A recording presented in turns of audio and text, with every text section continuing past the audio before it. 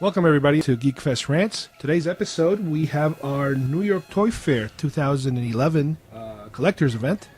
And joining us today is, once again, Kyle Perrone. Say hello, Kyle. Hello. As I said before, the episode today deals with Toy Fair. Now, for those of you who are not familiar with Toy Fair is the yearly event that is primarily, traditionally made for toy purchasers, meaning not you and I, but major retail stores and toy stores and places where they sell lots of toys.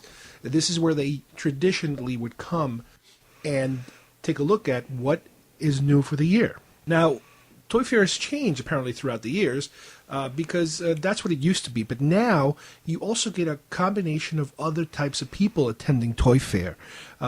You get what you would call the toy enthusiast journalist, if you will, if there is such a thing. And by that I mean people who run websites about toys, toy magazine people. That sort of thing. So you end up with a mixed bag of people that attend Toy Fair. Now, my angle with Toy Fair, first of all, I wasn't able to attend because I'm not exactly a journalist in any shape or form. But what happens is a lot of the toy websites that I visit, as Toy Fair takes place, they start posting pictures. They start posting presentations. So this is where we get our first glimpse at what new toys are coming. Now, my particular interest, and I know Kyle is the same, is Star Wars toys. Now, usually what ends up happening is the company we're dealing with primarily in this episode is Hasbro. Hasbro has the license, probably one of the biggest licenses to Star Wars.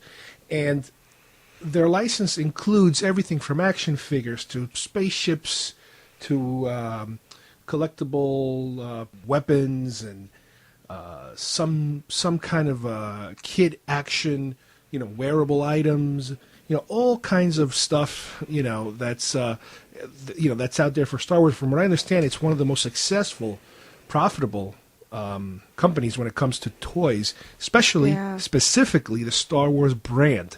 I mean, Hasbro deals with Marvel, I believe. They have G.I. Joe. But they've even done Cloverfield figures. I saw some last year. They do a lot of things, but primarily Star Wars is their big client. So is Marvel, because Marvel's huge for them too. Marvel is getting bigger and bigger every year, but still, Star Wars seems to be leading now. Star Wars. Now, the important thing to remember about Toy Fair also is that these big companies, they reveal their products usually in two phases during the year. In the beginning of the year, they used Toy Fair. Now, there's a lot of different Toy Fairs. There's a London Toy Fair, the UK Toy Fair. Yeah, I saw the Germany Toy Fair on YouTube. Yeah, and then there's the New York Toy Fair. Now, obviously, the New York Toy Fair is the big one for us because that's when they release the majority of their stuff. And it's also the closest to us. Right. Now, they do start to show you some stuff on some of the foreign Toy Fairs. They will release, maybe they'll show you pictures of this or pictures of that, but they usually save their big items, their more popular items, for New York. Yeah. Now, the other part of this is, in the middle of the year, there's another event that takes place that now they are using in order to display more toys. So, in other words, they kind of break up their line, their 2011 line or whatever year it happened to be on. And traditionally, what they've been doing now for the last couple of years is during San Diego Comic-Con, which is usually like in June or July, they will release or they will reveal their other items for the year. So whatever we cannot talk about now because they haven't shown us yet will probably end up happening somewhere in the summer when they have San Diego Comic-Con. Now, last year was a little bit of a problem because last year, because Star Wars had Celebration 5, they had to split things up a little more unevenly. So what ended up happening was during San Diego Comic-Con, they didn't show a lot. They showed a little tiny bit in the summer. But when C5 came, they showed the remainder of the line for the year, which includes items that are just now arriving. As a matter of fact, I just picked up one item I'll talk about later that was part of what was announced during C5. But now because celebrations only happen every 3-4 years or something, 2 or 3 years, right now, as far as summer goes, the only big events that we will have for Hasbro to release product will be San Diego Comic-Con. Yeah. So let's get started now with the presentation. Now, by the presentation, I mean what ends up happening is, which is similar to C5, is all the participants, all the journalists, all the people there the press people who go there to not only can they see some of the toys. There's an area where you can actually see the toys. A lot of them are prototypes. First of all, they're not finished products, so they might look a little different than the final product, but aside from viewing the toys, what they first usually do is do a presentation, which is usually like a PowerPoint type of presentation, where they just click through a whole bunch of pages, and it's a basic, gigantic summary of everything, the big things. So what we're going to do is we're going to just scroll through their presentation and comment on the certain things that we are interested in. Yeah. Now, as I said before, we are focusing in Star Wars because I'm sure they will do presentations for just about every toy line. As far as I can tell, what they're going to continue doing, which is something that they started this past year, is the vintage line. The vintage line of Star Wars action figures, and to that extent, certain ships also, are the ones that they try to imitate as much as possible, which they come very, very close to. The original 1977, 77 through 83 or 85 kind of waves, the original movies. It's a certain way of packaging these action figures where you have a large picture, of the character and the thing. And this is something that, as far as collectors go, it's a big deal. Apparently, it is a successful line. People like it.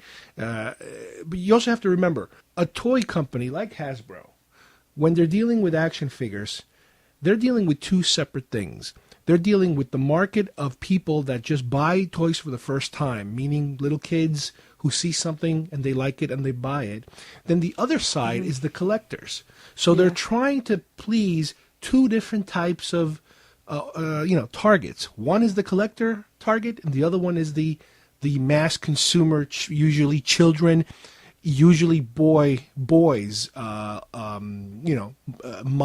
Yeah. Now, unfortunately, for me or for collectors, the child child target is the bigger target. Yeah. The collectors are smaller target, but they are a pretty nice chunk of people that collect that stuff. So what Hasbro does is they usually make things that kind of pleases everybody. That's why every year you're always going to see some figures that are exactly the same. You're going to always see a Luke Skywalker. You're always going to see an R2-D2 and a C-3PO because everybody wants the basic characters. Yes. Every new person that gets introduced to that market, every little kid that watches Clone Wars for the first time, everybody's going to want a Darth Vader or a Luke Skywalker. You're always going to have those basic classic figures that everybody wants. Yeah. Now, the collector, on the other hand, people like myself, we're looking for really obscure characters or certain specific rules that we make for ourselves, which we'll talk about a little later also. Unless you're the type of person that can afford and has the room to collect everything. There are people like that. I listen to their podcasts, and they can do it. They manage to be able to be complete, what you can call what's been called a completist. They want the full collection from A through Z. Some of them want variants, some of them want different cards. Doesn't matter. They just want it, and that's the manner they collect. But anyway, what's happening this year is they're continuing the vintage line. The vintage line, like I said before, started last year. It is continuing this year, and they're expanding it actually even beyond from what I've seen before. I also heard they're going to be going into 2012 with this as well. So yeah, from what I understand, it is a successful line. Again, I don't know why. I don't know if it's because of the collectors or for the general audience. It's possible the general audience likes to see these packaging, this vintage packaging. Yeah, it's a different type of packaging than the more recent ones. It's a bigger picture. It's more, I don't know. I don't know if you can call it more artistic, but it's nice. I personally like it.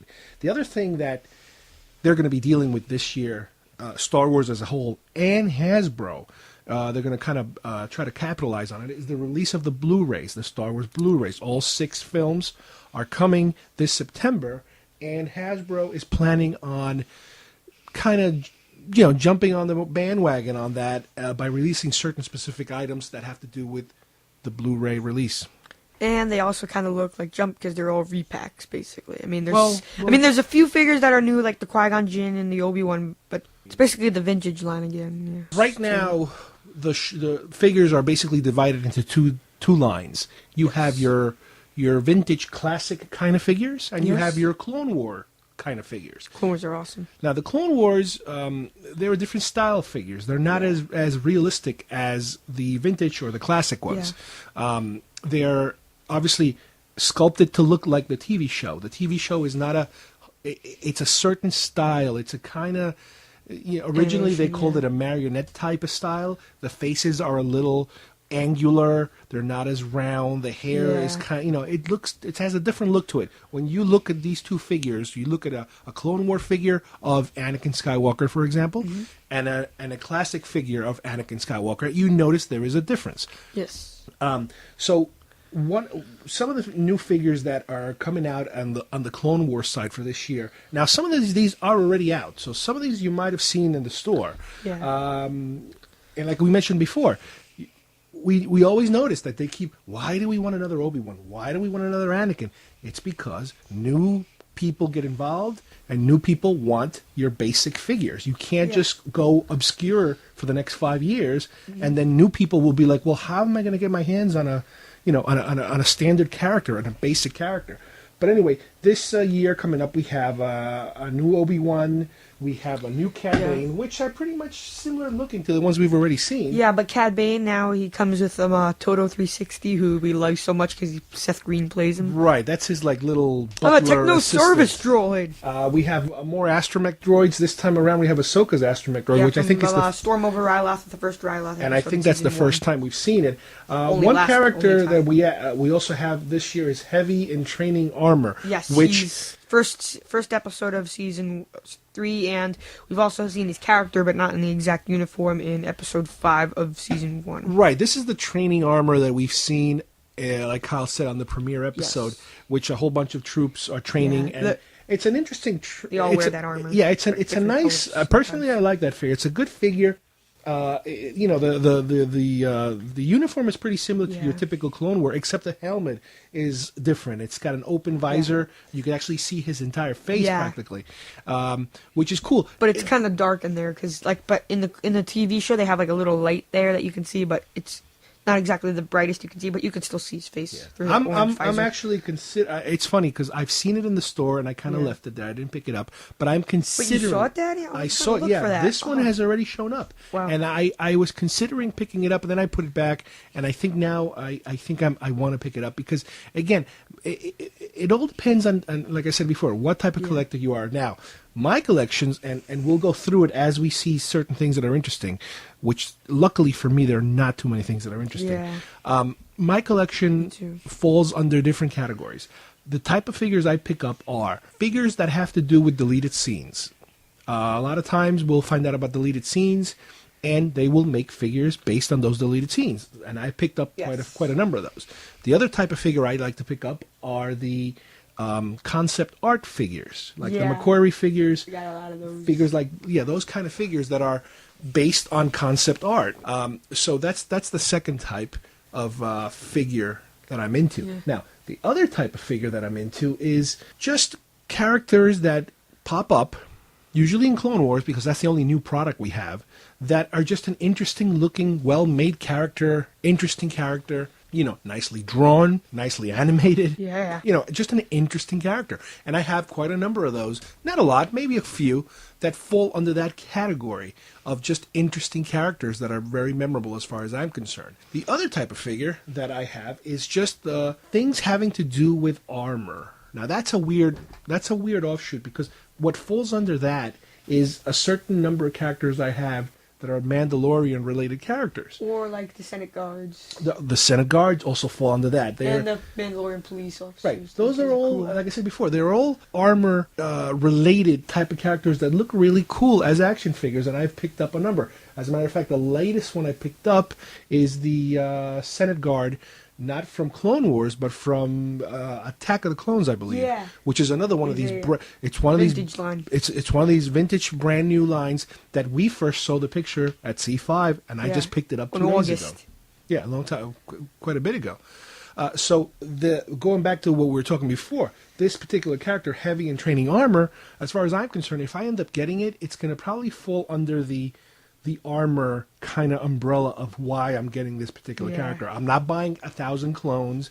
Kyle has 1,000 clones. Yeah, and we also have another type, which are like Star Wars references. Like, if you've seen Tron Legacy, there's a character named Rinzler. Well, apparently Rinzler was named after one of the guy. If you got the new book, The Empire Strikes Back, the making of Empire Strikes Back, the author's last name is Rinzler, and we have a Rinzler action figure now hanging up. Right, and I think we've talked about this in a previous episode. Oh yeah, we have. You're right. The actual character was named after the writer of that Star Wars book. So it's that's another weird thing that I have that. So we put him in our Hall of Guys. Because it has a connection to Star Wars, I picked up that figure. Yeah. I love all their figures, but I couldn't get all of them, so I just wanted that one.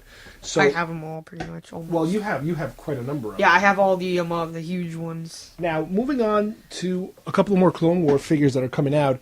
There's another Ahsoka Tano figure. The new outfit. And also the Obi-Wan beforehand. And another Anakin, and the Obi-Wan we talked about before. The reason why, other than because they usually do this anyway, they usually will put out the main figures. This time around is because they changed their outfits in the show. They look more Episode 3-ish. Right. Except for Ahsoka's, it's just Ahsoka, they just put more clothes on her this time. And she has 2 lightsabers now, apparently. Yeah, one's like a dagger and one's... So they manufacture these 3 new figures, which are the main characters again. Yes. There's also L. Les. Which he was from Episode 1 from Clone Wars. Was he one of the trainers? 3. One of the... Yeah, he was one of the trainers. It was him, and the brain guy. Yeah, the brainiac guy. Also, as part of the Clone War my personal favorite is the Clone Commander Wolf. Yeah, he's Plo Koon's commander, and you've seen him in Episode 2 of the Clone Wars Season 1, and you've seen him in the last episode of Season 2, and you've also seen him in... there's another middle one too. The other one they have is the Aqua Battle Droid, which we saw on the premiere episode of Season 3, which are these kind of battle droids that are underwater. Well, really cool. Episode 2, but they're in the premiere still, yeah. Now, moving on to a couple of other episodes, there's Jedi Eve Koth, Season 2. Who is he's actually a character from the movie. I remember seeing him. He's not exclusive to Clone Wars. In the Phantom Menace, you've seen him. Yeah, very Jedi briefly, Order. very quickly. Apparently they made him die in the battle Geonosis, like his ship crashed. But apparently they totally executed that. They totally eliminated that. So now he's in the Clone Wars. We also have Jedi Barriss Offee, which was and that particular figure comes with a snake or something. Brain worm, yeah. Because it's from the brain mind control episode where all the Geonosis saga you see here. There's also a Red Leader ARC Trooper. Premiere episode Season 2 of Season 3. And there's the clone with riot gear, which is kind of like a policeman kind of clone. Season 2 Mandalorian last episode. Which was pretty cool. Yeah, he was awesome. He got like this. Now, what they're also doing is they're releasing a couple of what they call figure vehicle packs. Yeah. These are a combination figures with a vehicle, and this particular branch happens to be Clone Wars related. Yes. We have a Grievous with his bike, which I don't remember. Yes. Does his bike ever show up in Clone Wars? No, not yet. Maybe it will soon. Yeah, maybe it will. Probably. It's got to. Season 3. It might. But keep in mind, a lot of times when they create some of these little mini ships... Yeah, they're just there. They might not even ever be part of a movie or a show. They just create them because what happens a lot of times is they figure, some people cannot afford the big ships. But for like $20, in other words, if they can't spend $50 or $75, maybe they can spend $20 and they get a ship and a little tiny ship. Granted, it might not be exactly something from the movie. We also have here Obi-Wan Kenobi with an attack shuttle, which to me looks absolutely nothing that I've ever seen before. Never seen it before. There's also Boba Fett with a speeder. Now that is from one of the episodes. Yeah, from the last episodes of Season 2. And there's another one from the last episode of Season 2, which is basically the same speeder bike, just comes with a different guy, and also the speeder bike has different decals. Castus and Speeder. That's the other guy from that same episode That's what I was talking from about. Boba Fett. Yeah. He's an actual character. Then we have Clone and Scout Speeder. Yeah, he's... I think the Clone might be a regular character, but the Speeder, I think it's made up. Yeah. It's based on one of the ones from the Battle of Kashyyyk, but it's not that ship. Yeah. And that one we're going to see that battle droid in a future episode. I've seen him in the You're talking preview. about this other one called the Separatist Droid and Speeder. Yes, but the Speeder I've never seen. Yeah, before. the battle droid we might see. We will. Doesn't blue imply water? Like they're like No, they're not water. They're like pilots, like pilots. Navy, Air like Force or Air something. Force, Navy kind of stuff. Yeah, And the ship again, we have no clue what the ship means. yeah, they're just nothing. Now, last year they released for the first time, I guess, in a very long time, a remote control ship. A ship that is actual to scale to the action figures, but it runs on remote control. It was a Hellfire droid, I believe. Yeah, it was blue though. From Clone Wars, from why Attack they were from blue. Attack of the Clones. I'm sorry, from Attack of the Clones. But it wasn't the Clone Wars though, because it came with a Clone Wars figure. Yeah, that's kind of weird. But what they're doing this year is they're releasing the Republic fighter tank. Again, this is one of these ships that I don't remember. I don't remember in the movies. Yeah, they didn't show it in the movies. They didn't show it in the Clone Wars, but it was in the Battlefront 2 video game. If you got that, That's know. just crazy. But anyway, what's This important? is the third time they released it. What's important about this particular toy is that it's a remote control toy that has shoots automatic just missiles. just like the Hellfire droid, you can actually fire missiles through the remote. And even though it doesn't show it here, I'm pretty sure it does. It comes with a clone trooper, so people that are into completing completists and people who want every type of clone trooper, this is going to have a clone trooper that might or might not be exclusive to this toy. This is gonna make a lot of money, even though it's practically. I don't see any point in buying it, really. Okay. The next item, Which I think is one of the coolest things ever. My dad has to complain about it, but it's good. It's what currently they've been calling the BMF. And BMF at one point stood for Big Millennium Falcon.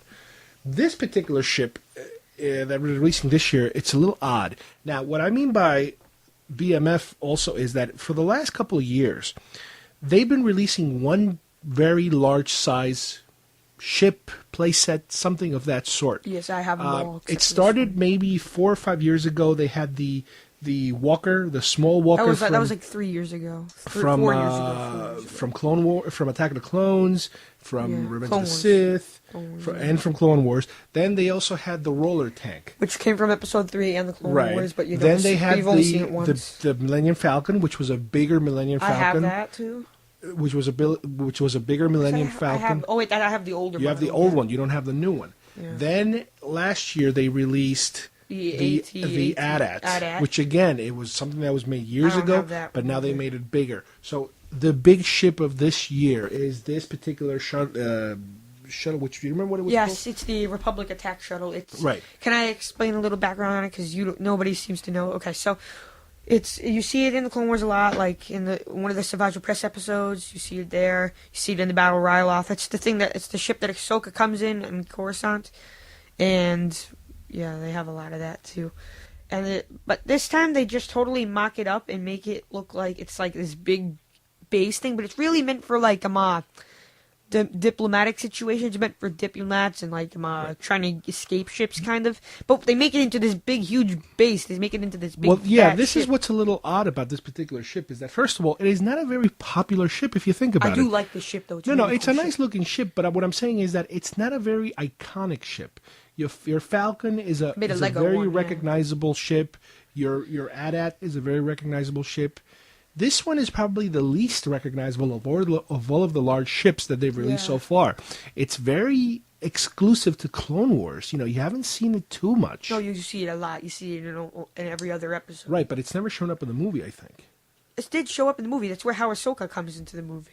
No, I'm talking about the movies. The original movies? No, I think you see it in Episode 3, though. And what's interesting about it, is this the ship that the Emperor took Vader back? It's a similar ship. Or doesn't that one have like a It's the same model, but it's black, and it has like a... Well, here's what's odd about this ship is that, first of all, the ship works as a ship, from what I understand, in terms of you can use it as a fully working ship.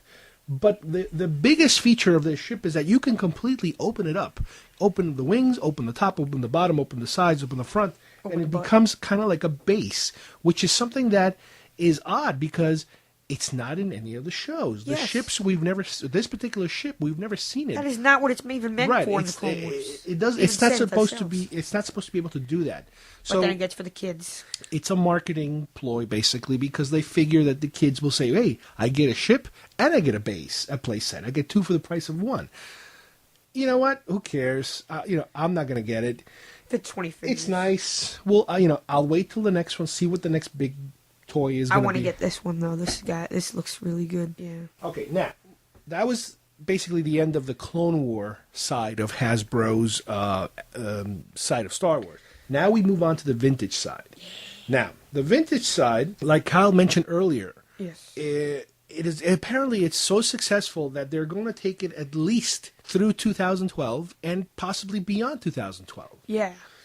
As far as this year goes, there's approximately 35 figures. Yes, and there's also a comic. If you go to Comic-Con, they have this Death Star thing, which comes with a whole bunch of figures. So now, out of these 35 figures, most of them have some new tooling. What that means is that hopefully some of these 35 new figures are actually new figures. Yes, they What are. I mean by that is that a lot of times when you have 35 new figures for a year, it is possible that half of those figures they've already made before. Yeah. And this is how, again, we go True. back to what we talked about earlier, the difference between the collector and the new kid who just experiences Star Wars for the first time. Half the figures, they usually make them characters you've already seen before. They've repackaged them. Yep. Maybe instead of looking to the right, the guy's looking to the left.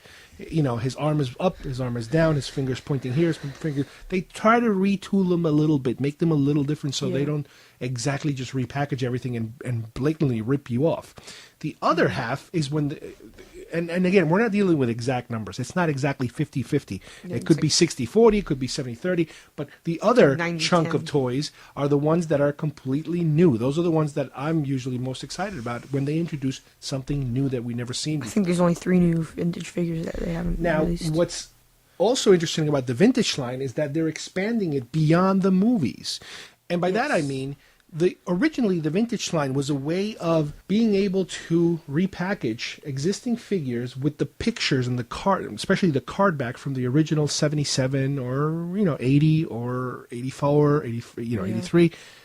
Now they're going beyond film. So what that means is that going EU. They're going EU. I believe they're also going Clone Wars. They're going to repackage and they're going to remake some figures to look realistic. Oh yeah, I heard about that. And they're going to tie them into a vintage look. So this whole thing about vintage seems to be expanding. And we'll take a look at a few of those. The other important thing that is just a tease right now, which we will probably learn more about it at San Diego Comic-Con in June or July, is that they are going to make some deleted scene figures.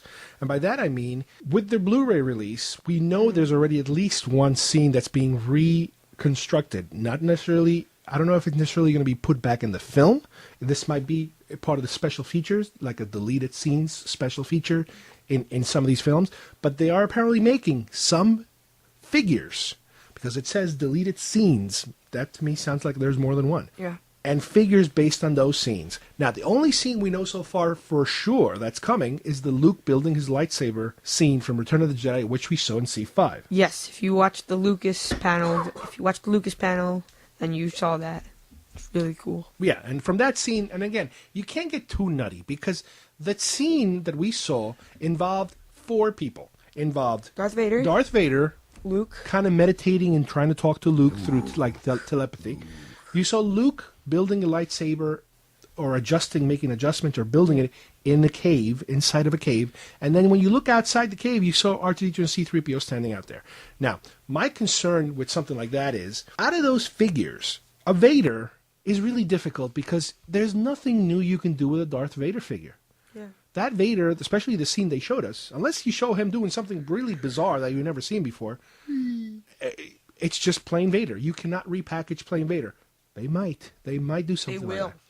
like that. R2-D2 and C-3PO, same thing. They're robots. They never change. They're always the same. They're usually the same. I mean, R2-D2, I know they made him with with the tray of drinks on his head. They even made him have a little cable that sticks Right, out of and his butt. C-3PO, they made him, broken with all the pieces. And they also made him have glowing eyes and press But the button in the my back. point is that for the deleted scene, there was nothing different about him. So there's nothing really they could do. Luke, on the other hand, was wearing his cape and his robe over his head. You couldn't really see his eyes. And he was building the light, he was messing around with the lightsaber. So out of all those characters, that's the one I would imagine most likely they might repackage as a vintage. And as they better mentioned add before, the hood. If they don't add the hood, we will just. well, go no, they crazy. have to add the hood, especially since they just released a Luke without the hood with that black Return of the Jedi costume. Apparently, that was supposed to be from the scene where. And they're he goes releasing him to again Vader's base. as a Revenge of the Jedi card, which is a whole other It's a thing. different card. It's a different card. That's all. That's the only difference. These vintage cards are the exact same thing, just with a different card. Well, this brings us to the end of part 1 of our New York Toy Fair special. I'd like to thank you for joining us, and on behalf of Kyle and myself, we'll see you next week for part 2 on Geekfest Rants.